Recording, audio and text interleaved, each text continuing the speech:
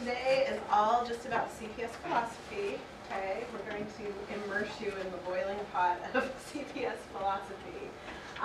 Most importantly, this is not a technique, it's a philosophy, it's a mindset, it's an attitude about children. It's not just about coming in with an intervention in the last part, you know, when the kid's acting out. It's about everything that comes before that intervention. Think of it as a lens through which we are looking at them, okay? It's a frame of mind, and we'll get more into what we mean by that. The motto of Think Kids, which I think as most of you know is the agency, they're not an agency, they're an entity that created this model based on like psychology research, psychiatric work. The motto is that kids do well if they can, not kids do well if they feel like it or they want to. Or if they try hard enough. Or if they try hard enough. And the basic underlying belief is that they'll do well if they can, and if they can't, we need to figure out what's getting in their way so we can help them. We can't expect them to just know the right things to do. I mean, they may know the difference between right and wrong and what's going to get them in trouble with you, but that doesn't mean they have the skills to replace those negative things. Does that make sense? So that's what collaborative problem solving is all about. We are here to help these kids do well. There's a reason they're in our care and not, you know, somewhere less restrictive and not somewhere more restrictive. They're here because we have what it takes to hopefully get them on track to move on and be successful in life. Yeah, that's what therapeutic care, you know, foster care is really all about, is that we're here to help build the skills, help the kids do well. And what we're hoping with collaborative problem solving is once we really get a handle on it, it will hopefully make your jobs easier. Right now, probably not because it's so messy and confusing, but down the road, that's the idea, is that by getting to what's going on underneath the surface, we'll have a different way of addressing the issue. So, conventional wisdom, and probably how most of us were raised and how we may have even raised our own children, is that kids do well if they want to, so we should motivate them to want to by giving them rewards and consequences, right? If you clean your room, we'll go get ice cream, or you won't get grounded, or whatever, right? And most parents do use rewards and punishments to teach their kids to behave.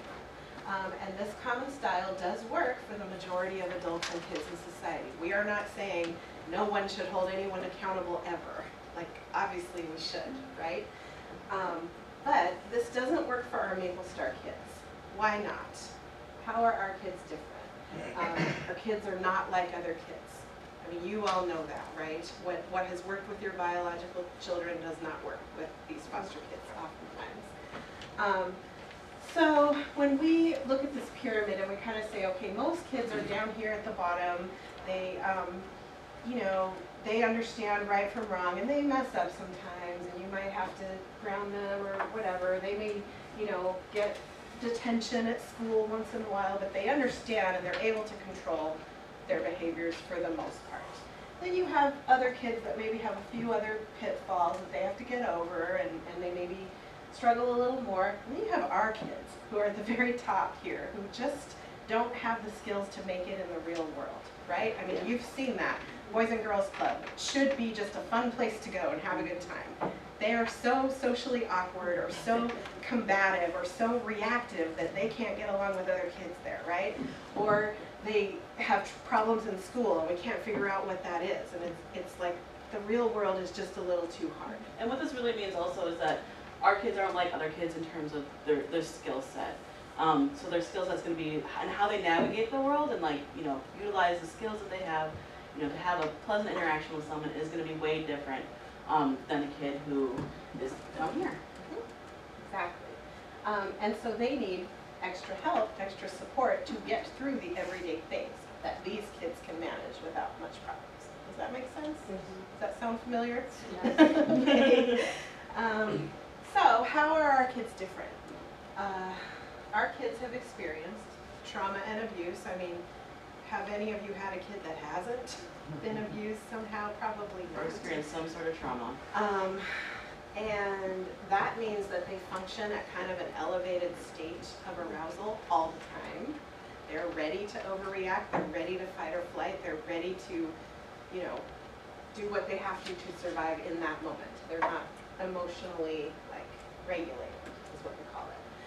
They've also had a lot of disruption. I think most of you have had kids that have been through multiple foster homes.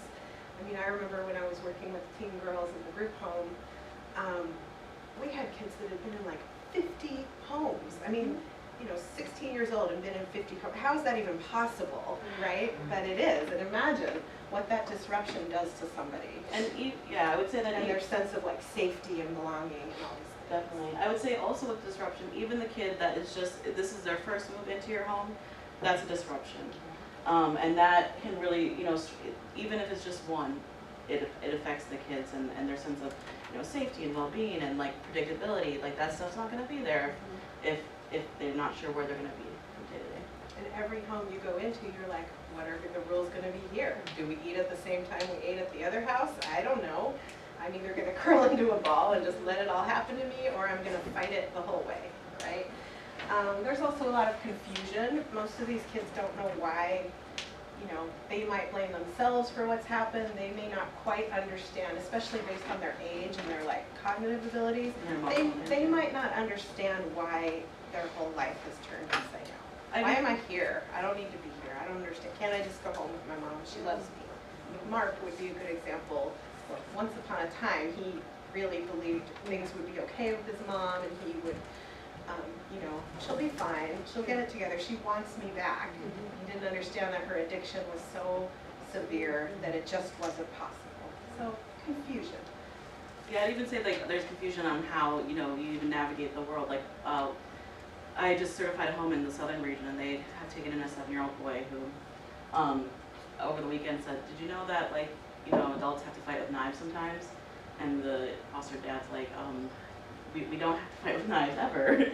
And the boy's like, no, you gotta fight with knives sometimes. So like just like thinking that that's like a normal thing to do. Like grandma and mom are gonna fight with a knife, and this is what's up. Because that's not, It's like the old West. Training for chandeliers. That's the reality though, right? And then they come into your home and they're like, wait, what? First of all, are you gonna hit me? Second, am I gonna hit you? Like, how do we negotiate things in this household? We're right. Where's the knives? It's locked. Maybe it should be. And it goes without saying, these kids have poor relationships with authorities a lot of the time. They've often been labeled problem kids. The teacher sees them coming and runs the other way. The Boys and Girls Club is like, well, you need to do something about this kid. He can't come here anymore. They're expecting adults to treat them badly and not understand them. Okay. Also, same with family. They have not necessarily been raised by the healthiest people. Okay. In fact, I would say even sometimes we have had kids, there have been very few situations, but there are some where parents are really trying to do a good job. But the bottom line is that they're in your home. So there's going to be some sort of stress between their family of origin and the youth. And what does family mean to them? Yeah. We fight with knives, and you don't? Wait, what? Yeah.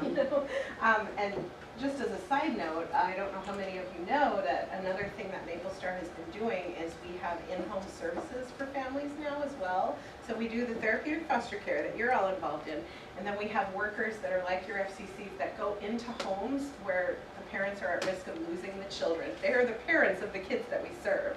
And we work with the families. We use collaborative problem solving to help these families build the skills they need to keep their kids. And if we feel like they can't, we tell DHS we think the kids need to be removed. So there's kind of an overlap, and I wasn't sure how many of you were aware that that's a whole other branch of our agency that's really kind of taking off. Yeah, and it's everywhere. I mean, like we're a lot in Eastern Oregon, Central Oregon, and Southern Oregon. We haven't hit. We have Tillamook County, whatever county that is. I think it may be called Tillamook County. But we don't have a lot in Portland Metro, Other people have Clackamas, metro contracts. We're trying or to get the Marion County We area. want to So get we're working on Do it. they do that when kids return to? Yeah. Yes. That's awesome. So we've you had. may have had overlap with some of these people too, if the families are involved in services. We've had situations, because we have foster homes in Central Oregon, where the kid is in our therapeutic foster home, and then the ISRS work, it's called ISRS or ISRS, is getting the family ready for the youth to return to the home. what we're kind of hoping, actually, I'm totally going on a tangent here, but we're hoping, the dream is to kind of integrate the two programs together, right? So that's kind of hoping it'll come down the road, and that involves, we've got to get some contract, we got to fight we've got a knife fight with whoever's going to So violent. prove that we can offer better services. Yeah. And CPS is kind of part of that, because a lot of agencies think, well, I'm going to go in and help this family, I'm going to buy them a table, I'm going to give them an organizational chart to get their act together.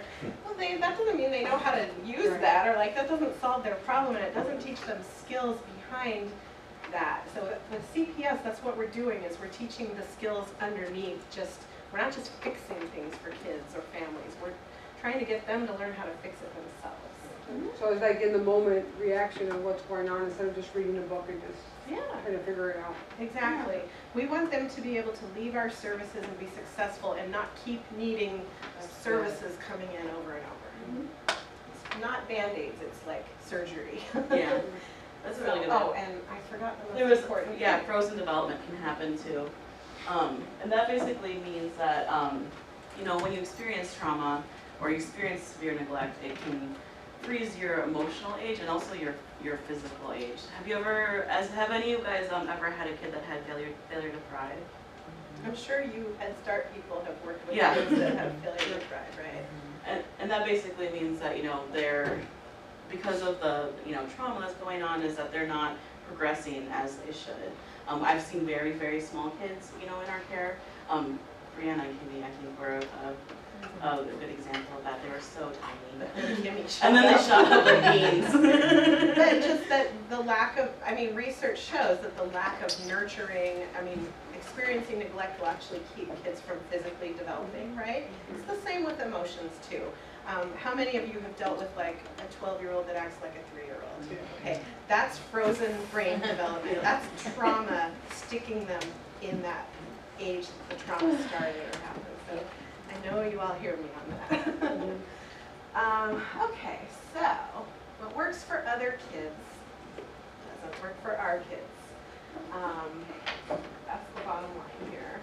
And in CPS, we believe problem behaviors are caused by lagging skills rather than an actual intrinsic desire to act bad. The kid doesn't necessarily plot and go, how am I going to make this parent miserable today? They might, but why are they doing that instead of something else, right? Why would they want to do that? Something is so broken inside them if they want to do that. Yeah, we really strongly believe that like kids have, and people, you know, we're good.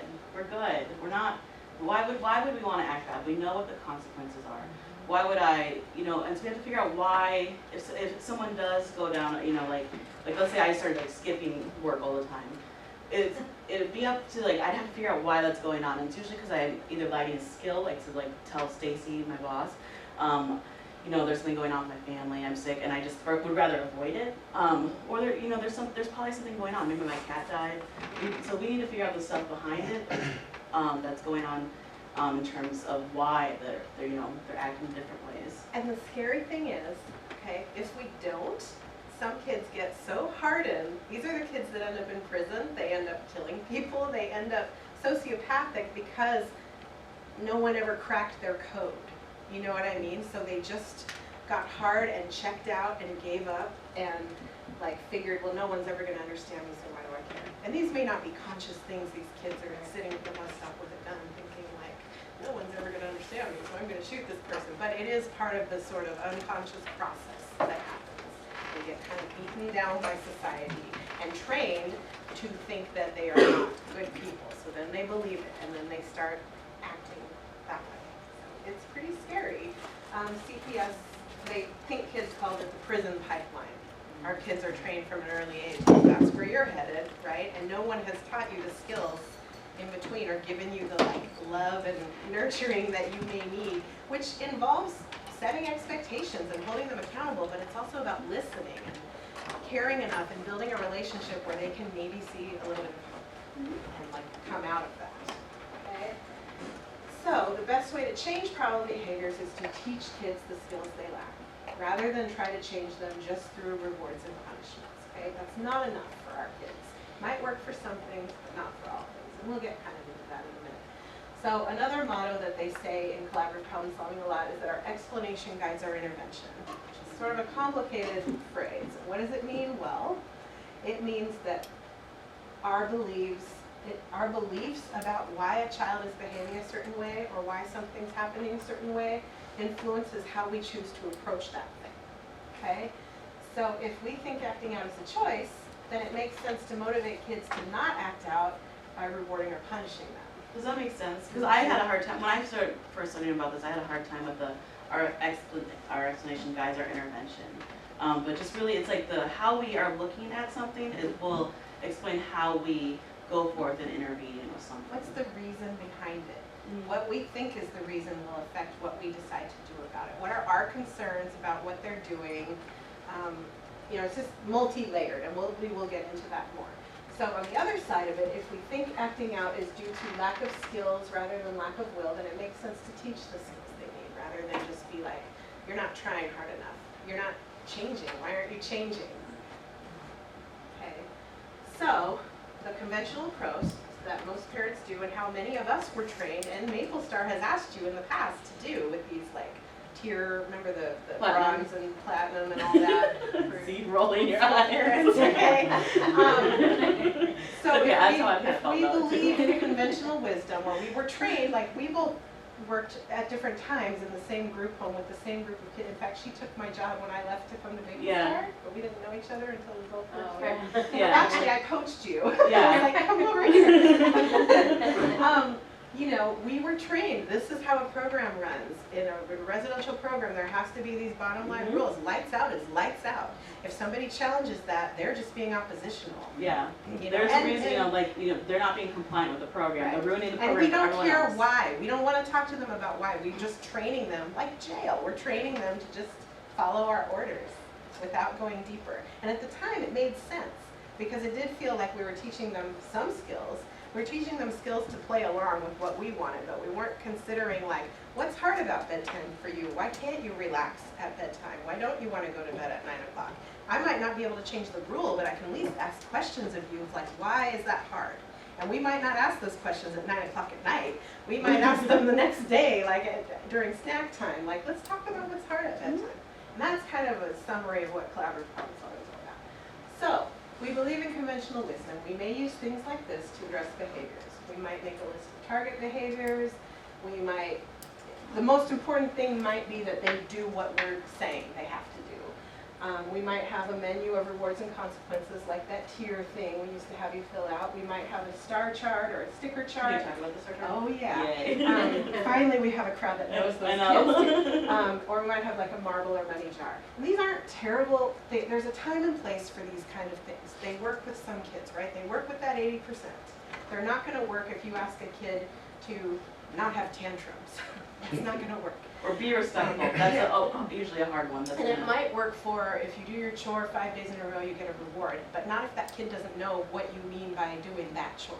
Okay, so the example I've been giving, and people look at me blankly when I talk about Tommy and Gavin, but I think this group knows these boys maybe a little better. Some of you do.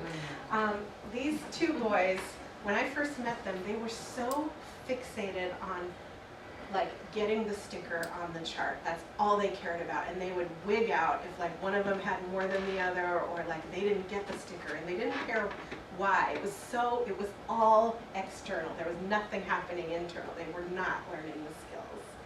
So that's my example I like to give is that they just become fixated on the reward and not on what we're trying to teach them. I don't love imagining it, but just imagining like Tommy, because I've covered visits for Margaret and I've met the kids. I've been on call. That's a great time to meet kids. That's when you see all the lagging skills. But just imagine them like running up to the board and being like, I mean, this like, I can just totally this picture has it. caused school suspensions for Yeah. these kids because they're just like, F you. I need my sticker on there and I deserve it, and they're just so upset they can't. Very justice. It can be a trigger. I think it triggered those kids. Yeah. And maybe for another kid it's great and whatever, but not for every kid and not for every behavior. Not for the kinds of behaviors they're referred to us for. Okay, so there are things that can happen with these kind of conventional approaches that are good. They can teach basic lessons. You're supposed to do this. You're not supposed to do that. Okay, right? They also provide that outward motivation. So if I do this thing, I'll get a prize. So I'm going to try to do it. If I don't do this, I'll get a punishment. So I'll try not to. Okay? And they can reinforce already existing skills. So kid says to himself, at this time in my life, I either can do this or I can't, right? Or maybe it's situational. They can do it sometimes, but then other times not. They can do it with Letty, but they can't do it with Alfred, okay? Or something like that. And you have a good example that you... Which one? We've been, I mean, this is the third day, so. Let me think.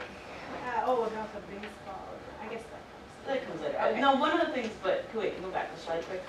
So at this time, like, this is really good in terms of like, let's say the kid has hygiene skills already and they know how to brush their teeth, and maybe like every so often they slip up, and you've already had conversations with them. There's nothing huge underlying going on there. That's a good time to use a sticker chart. You know, they have the skills to brush their teeth. Why And not let's say positively you reinforce notice a it? pattern that they're not following it. That's a sign, that's a clue to you that something's going on that I need to be asking more questions about. It doesn't mean you stop having the expectation necessarily, but you might just kind of, you know, there's a reason why they're not able to do it right now. And that's a clue to you to find out more about what's going on. Does that make sense? Okay. So, consequences teach the basic lessons of right from wrong, but they don't teach skills, and they don't make right and wrong easier to do. Chances are the child knows the rules and what will happen if they're broken, right?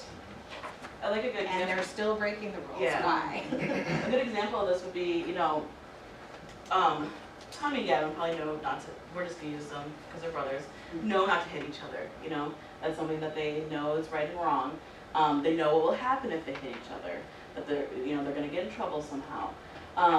In that But- moment, they don't care. Yeah. They're not, their brain's turned off. They're just reacting. So there, but it still doesn't change like what's going on a little bit further down. And I don't think, you know, any of us have been able to kind of crack that code.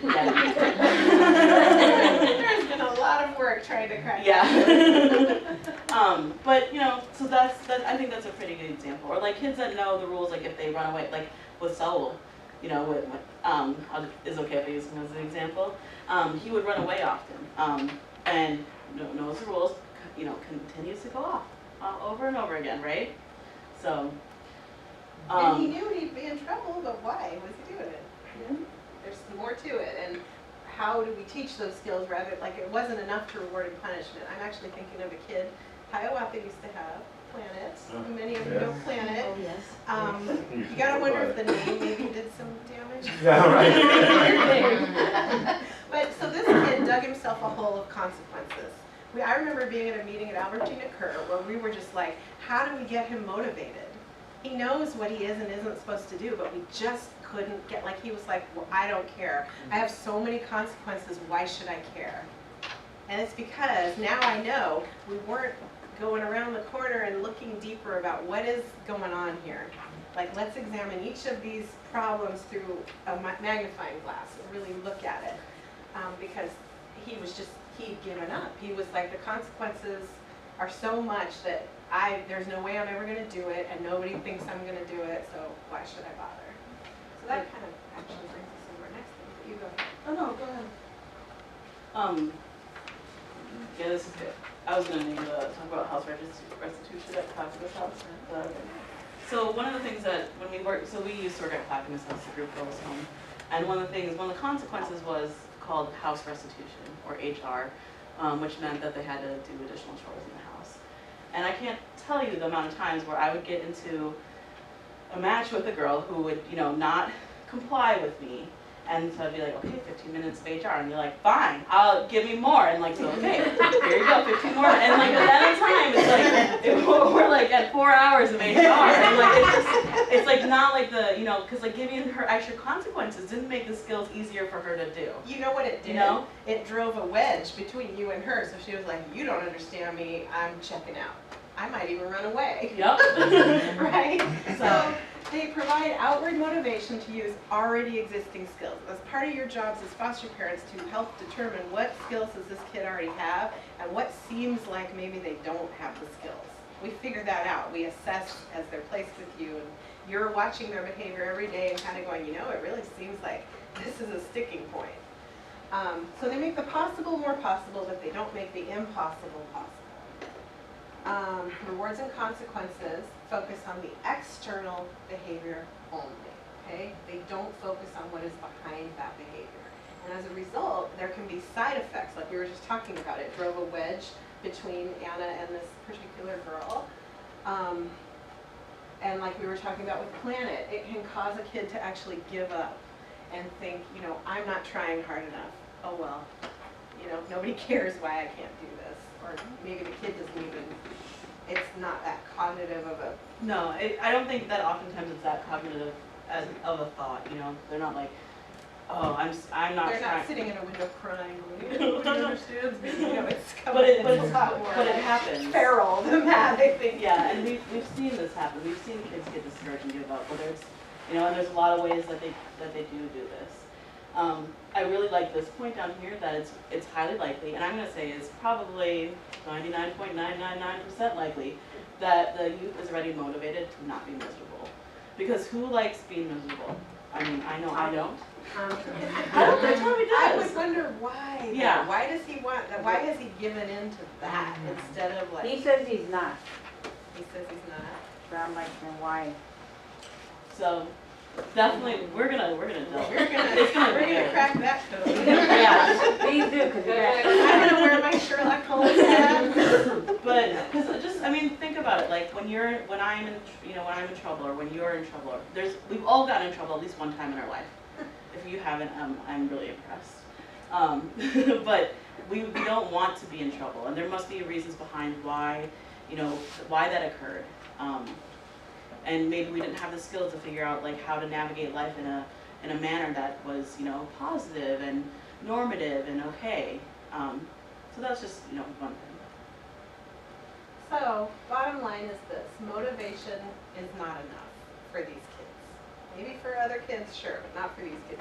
You can't magically run faster because you know you can get a trophy if you do. Your body may not be able to run like that. Your brain might not be able to do the things that your heart, your emotions may not be able to do the things it needs to do to get whatever reward or avoid whatever consequence is put before you if you've got all these lagging skills stacked up. Even if it's a huge reward, even if there's like $1 million at the end of the race, if you don't have the skills behind it, you're not going to be able to get it. Even if you try super hard. So, Should we take a break? you guys ready for a break? We're gonna keep plowing through. Okay, so we're on A good roll Yeah. around here. I don't know if that's just me. Okay, so unpleasant behavior is an outside sign that the person, be it the child, be it me, whoever, is suffering and probably feels badly on the inside. Okay? So our aim is to fix the inside so the outside gets better. We want the child to actually internalize this lesson and make change, not just train them to be compliant in society. Okay? And I mean, I think we all probably understand what it's like to be upset or have a hard time or have something that's hard for us or something that really pushes our buttons and how our skills maybe kind of go out the window in that moment, right? Like for me, if something unexpected happens and I had a plan in my head of how it was supposed to go, like I can get really thrown off by that and it takes me time to figure it out. And what that kind of translates to here is that, well, I don't know. That translates to it's a matter of like what I'm showing on the outside, like this irritability and crankiness of like, oh my gosh, Like, this is Anna, changing. I'm so you pissed changed the off. plan again. You said you'd be here at 9:30. I'm totally freaking out. It's really showing like I'm having some sort of lagging skill happening, and what that lagging skill actually is cognitive flexibility. Like I can be very set in my head of what I think is supposed to happen. So I can't necessarily just tell myself, deal with it, you're fine, because I'm going to have that reaction. I can't help what I feel. I'm going to feel thrown off. It's a matter of how am I going to learn the skills to like deal with it. And I think you all probably have at least seen this to some extent, is that you have kids in your home that you know this unpleasant behavior is going on, and you maybe not be able to connect it like on a very micro level, but you know that on the inside, like that they've come home, they had a visit with their mom that went horribly, that, the other day, like, something bad happened. You know that unpleasant behavior on the outside is a sign that something bad is going on the inside. And you may even say to yourself, well, just talk to me about it. It'll be fine. Just talk to me. Why can't you just talk to me? They can't. We have to figure out. There's Yeah, gotta that be problem skills comes around, first, right? Being able to verbalize your emotion, that's a pretty complex skill. Especially for someone that has had bad relationships with authorities that thinks, well, who's going to listen? Who's going to care about that? Even if they've known you 3 years, they still might not be able to trust that they can tell you things. What are you gonna say, Hal? I just wanted to say that I've noticed, and this has come up with a couple of kids, repeatedly, and this was with Planet First, is that they would say things like, okay, I know I have all these consequences, I just want to start all over, I promise I'll do better this time. And they repeat it and repeat it. And that was a sure sign of, I understand what's right and wrong, Yeah. but I really don't have any control over it. Yeah. I just want to start over because I know I can do better. And I I'll keep try, hearing I'll that. try. And it's so a hard. setup for And then- failure it because then is. he still doesn't have the skills to do it. It is. Right? And then the other thing is, I find that we get this point where they give up. And I've had issues with depression myself. And I had this once, I think it was about a week, where I felt totally, nothing was working. And I felt give up. And it was a complete change in my personality. And I mean, it was things like, I would never drop a cup on the street. But that day, I was like, what does it matter? You know? And I know what it feels to give up. Mhm. And it's not, it's nothing anybody can just kind of do or understand from the outside. Yeah. But if you feel it, nothing matters. Yeah. Yeah. And so now that is a launching point for your empathy because you do know what it feels Yes. like. So you're like, remember that day that I was littering and I didn't care? I Like, just- really, that's of value to me? Yeah. Like, maybe that's what the kid is feeling when they're Exactly. having whatever is not my experience, it's their experience, but that's very real for them. Right. We have to meet them there if we're going to make any progress. Of course they're going to overreact to it. I mean, you're also talking about development and hormones and you got teenagers, their brains are going haywire with all the change. They're in bodies they can't even relate to anymore. Everything is changing. So, it's a lot more than just them trying to give you a hard time. Okay? It's much bigger than that. So, Wait, I don't think we got to the bottom. Oh, we That's did. it. It's okay. I just think that this is so important that really our aim is to fix the inside so the outside gets better. It may be hard, it's a tough code to crack, this is our theme for this group. But we really want the kid to internalize and make a permanent change. And sometimes we work with kids for a short amount of time, so maybe, it's not gonna be as significant as, or not as significant, but as you can see it as a huge change. But slowly we want kids to be able to internalize, make their insides feel better so that their outside also shows that they feel better as well. for those of you that have worked with teens, how many of you have had them in your care when they aged out of foster care? Have any of you had that happen?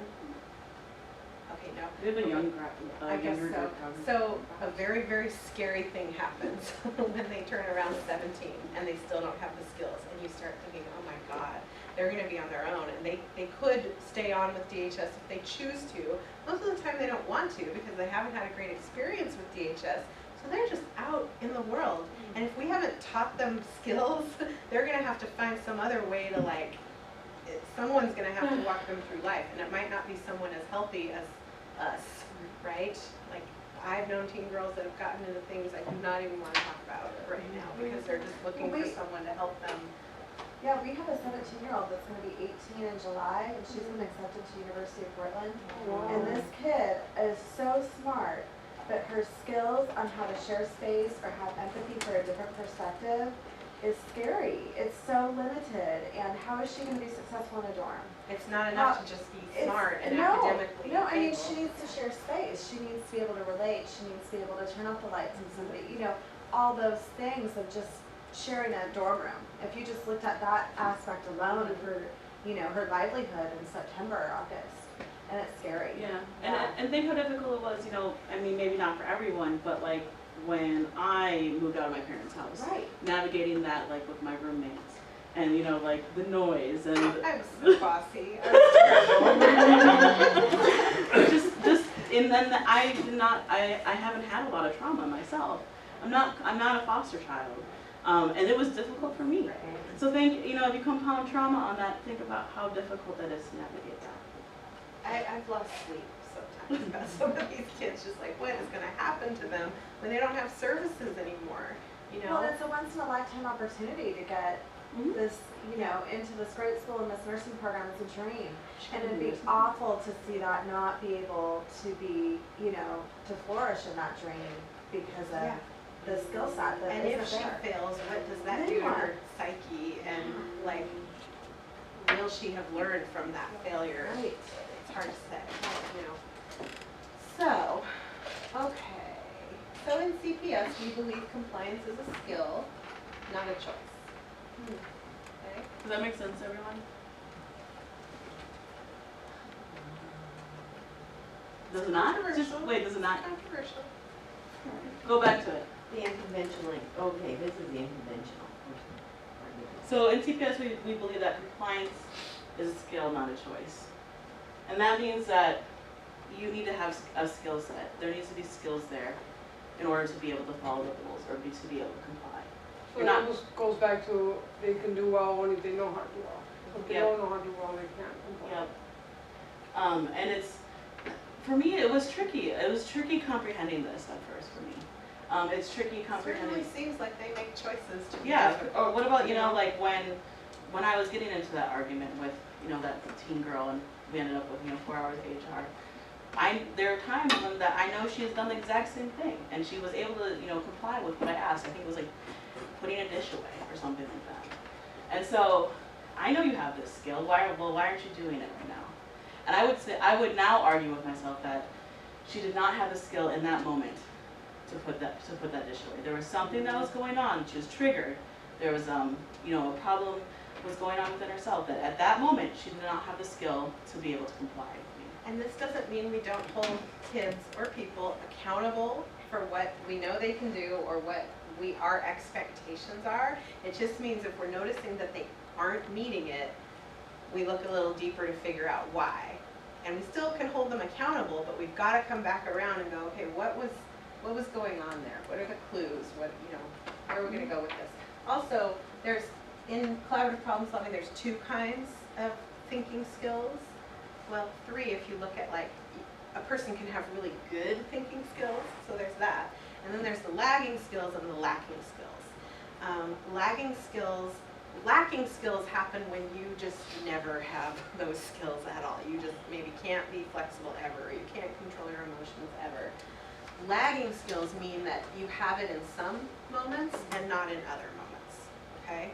So like today, when I got to the building, I unlocked the door and the fire alarm went off. Like it's like this horrible noise, right? And I got so freaked out. I was just like, oh my God, what's the code? And like I had to run into the other office and find it. My brain was not working right because I was emotional. Like I was like, freaking out, right? So the calm Margaret knows where the code is downstairs and can go into the office 140 and find it and enter the number. But the Margaret who panicked at this loud noise didn't have the skills in that moment to deal with it. So, problem solved, got the code. Here you are.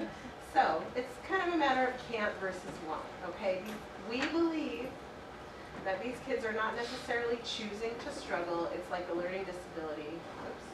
They are missing crucial skills. So, kind of like a kid with dyslexia or a person with dyslexia is not choosing to have a difficult time dealing with numbers and letters, right? They can't help it. Has everyone had a kid with an IEP at this point? I would imagine. Yeah.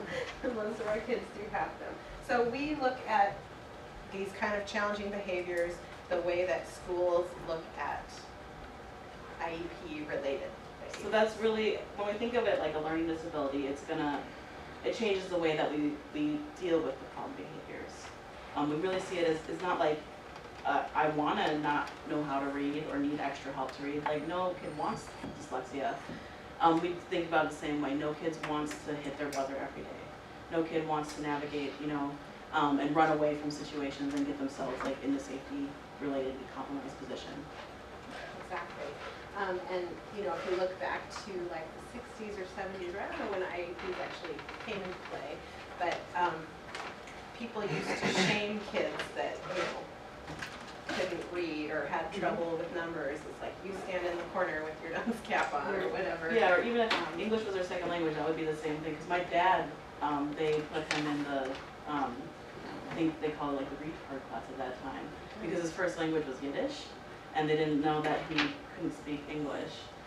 Dude has a PhD now, I mean, he's doing pretty good, but that's how they navigated it. And That was conventional thinking about learning disabilities, like educational learning disabilities. So this is a huge shift from how most parents think about most kids, but we're kind of saying, if you look at these behaviors through this lens, it opens up a whole lot of possibilities for learning and teaching these kids.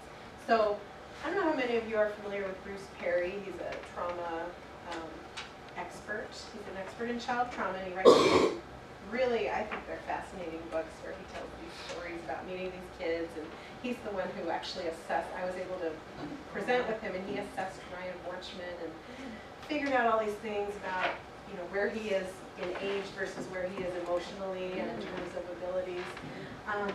He's done a lot of research on brain development, and he has actually, provided proof that kids do have delayed development in certain thinking skills around flexibility, handling their feelings, just solving problems in general. An example I use a lot about Ryan is him just not, his old foster parent would ask him, hang up all the clothes and come get me when you're done. Well, an hour later she goes in and he hasn't hung up the clothes, right? And she doesn't know why. It's because he ran out of hangers and he didn't have a solution to that problem. He didn't think about, well, I could ask her for more hangers, or instead he just got in trouble, but you're laughing because you know him. Like that. When you've told me stories about when you send him into the laundry room to get a towel and he's like, I don't know, you want to tell me that story again? When we sent him to, I know Ryan, so I tell him, go to the garage, on top of the dryer are the towels, hold it up. I didn't know that they had moved them, but I told him to go there. So he's like just going back there and he's looking only at the dryer. There's no towels. I'm like, Ryan, there's towels. Go back and go get them. And he went again. I look, there's no towels. So Juan had to go with him, and Juan told him, okay, if you don't see something there, look from side to side and see where you see the towels. And he wasn't able to look side to side. We had to explain to him. Yeah. to So look, and then cognitively inflexible, it's fascinating to me. Like, Yeah. he really couldn't figure it out. Right. It wasn't that he was trying to be, I need Juan's attention, I want him to come into the, he really was like, I need a towel, I can't figure this out. Yeah, with him, I covered a visit for him, and I was like, after the visit, I was like, I'll let Margaret know you say hello. And he's like, but I didn't say hello.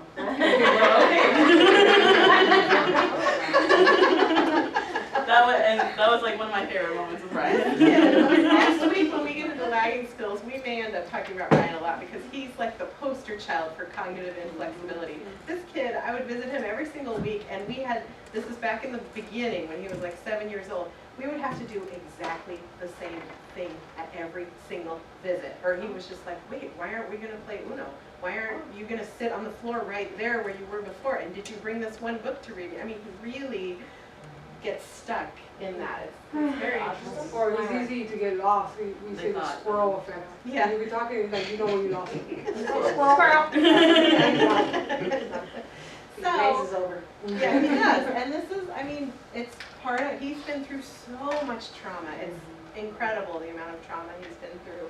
And it has caused some delays in his basic abilities, or for him to be able to use those skills when they're most needed. Like, he remembers everything, right? He's very detailed. But there are times when he probably doesn't remember, like, well, what happened in that fight in the bedroom when you guys were arguing? I don't know, right? Like, that skill's not there. So, it's kind of interesting. How are you guys feeling about, do you guys want a break? Would that be helpful? Okay, we'll come back to this. Okay. So, in CPS, there's actually kind of a formula in how we look at things.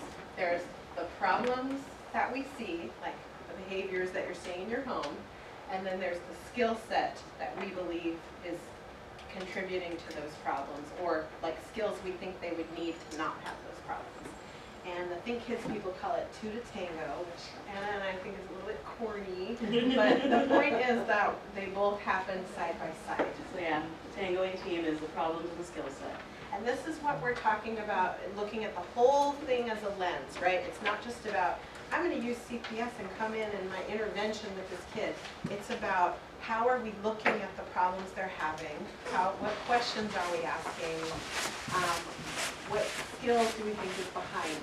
It's a whole big lens, rather than just when we're coming in and talking to the kid about the behaviors. So, again, based on our explanation, we believe challenging behavior should be treated like any other learning disability, which means when we assess, plan, and intervene, how our services are going to be done as an agency, like how the FCC is going to do the case planning and how you're going to be rolling out services and your like log notes and interactions and stuff, we really need to be looking through the whole CPS lens. This isn't just about tools that we use sometimes and pull out of our back pocket. It's about everything all the time with these kids. So, in general, in most programs like ours, there are 3 steps, and DHS has expectations about what these steps look like in particular. There's a phase where we assess what these kids are all about, right?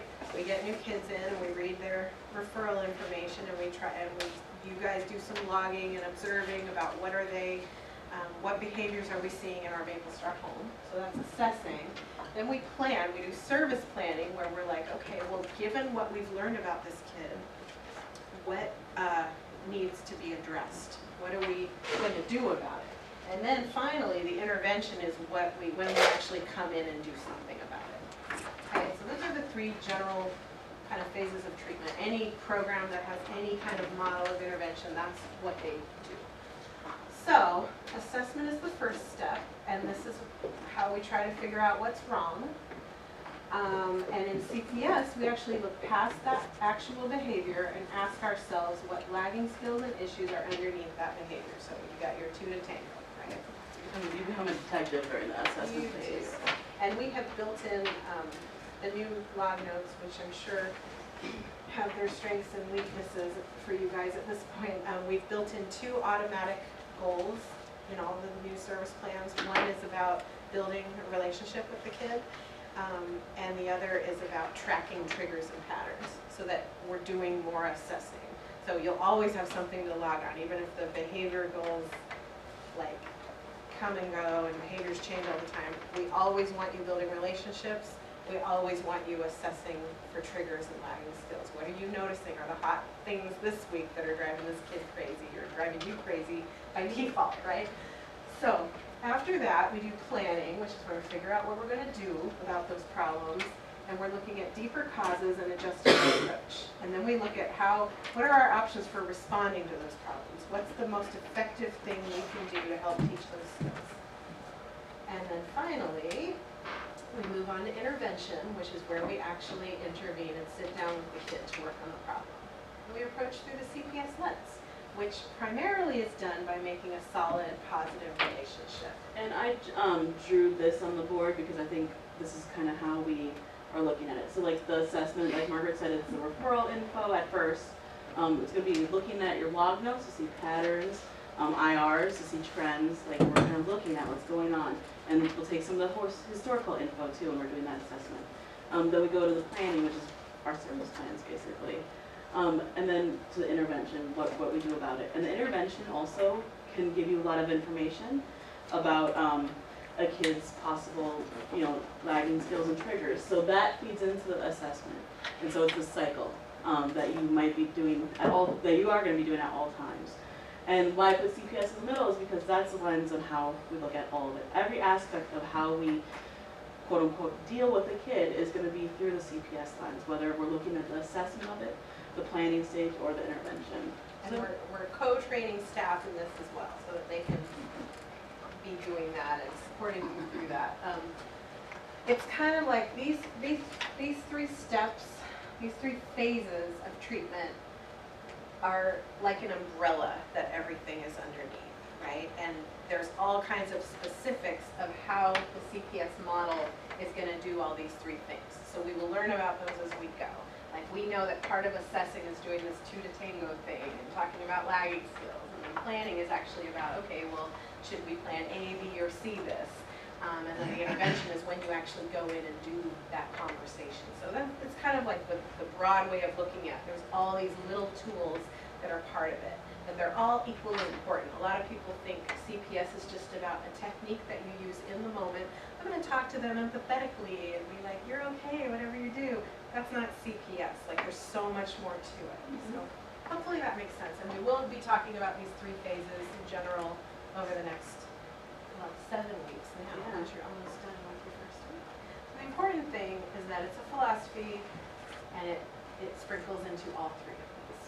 And it's a cycle that goes on and on and on, right? So we learn some things in our intervention, and then that helps us reassess and replan. The service plan is always changing, right? A lot of things are changing on it because we learn new behaviors are coming up, or there's progress on a goal. So we Yeah. keep I mean, circulating. for a quick example, so like, we looked at, Tommy and Gavin, they, maybe based on historical information, we learned that they didn't have any structure, so we want to make sure that we have structure. So we put it in their service plan. They will have a sticker chart that, informs them how to do chores in the house, and if they do it, they get a sticker. And so then when we go to intervention and we actually put that sticker on the chart, or don't put that sticker on the chart, we can see how Tommy or Gavin run and, there's a big blowout around it. Okay, so that intervention didn't work, it feeds into our assessment. So there's, something more going on about it. Because now we've learned that that's like a trigger and it throws them off course, so we're going to nix that, right? And we're going to reassess and go, okay, well now how are we going to really address, we got to teach them the chores, and we've got to figure out a way to keep them like calm when they get triggered, so then that goes into the plan. Does that make It's like sense? an ongoing cycle. This is it. And I think that's it for Yeah. session 1.